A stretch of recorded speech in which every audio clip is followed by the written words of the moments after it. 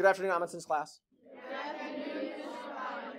Good afternoon, Johnson's class. Good afternoon, Mr. Ponder. Today we have two classes together, so we should have a pretty loud video when I ask you your questions. We're going to get through this, and then I'll get you going on your homework. Title, all kinds of division. Can you divide, yes or no? Yes.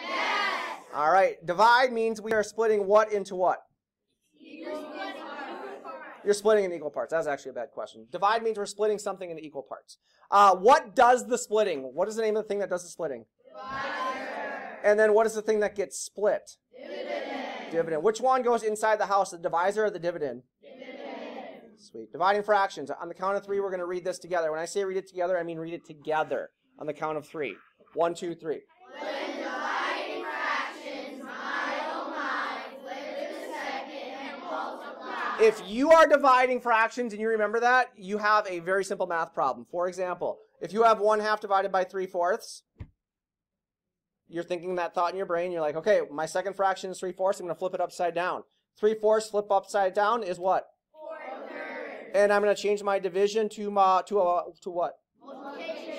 And then you guys have been multiplying fractions for quite a while now. We know we just multiply numerator by numerator and Denominator by denominator. and then we have to make sure we do what in the end, if possible? Reduce. If it's a mixed number, can you calculate with a mixed number? No. I'll try again. Can you calculate with a mixed number? No. No. So we needed to convert that mixed number to an Improper fraction. improper fraction. I hope you can handle this right here because it's not going so well. Last thing. This is what I think is the most important thing to pay attention to because I think it is something we can easily forget. I'm doing a video up here. We're not having any other conversations with anybody else. So you're the one that's making this video much longer right now because you can't put your head up here on the screen and do it.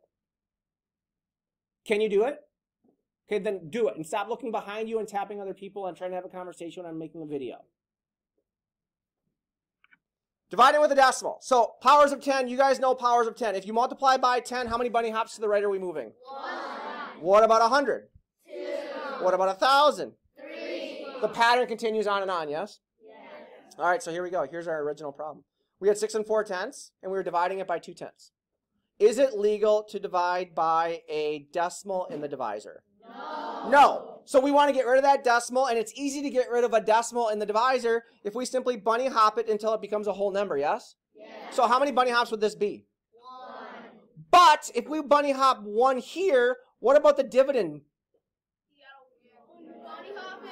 You got to do the same thing, right? We got to keep them the same. So if we're going to multiply by a power of 10 here, we got to multiply by the same power of 10 here, yes? Yes.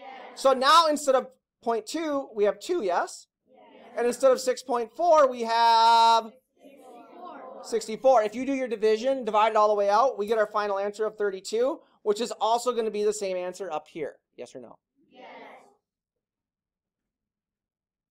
What number goes inside the box when you have a division problem written this way? The first number or the second number? First. And again, this time we had to bunny hop how many spots? 2. If you bunny hop 2 spots in the divisor, you bunny hop how many spots in the dividend? 2. Make sense?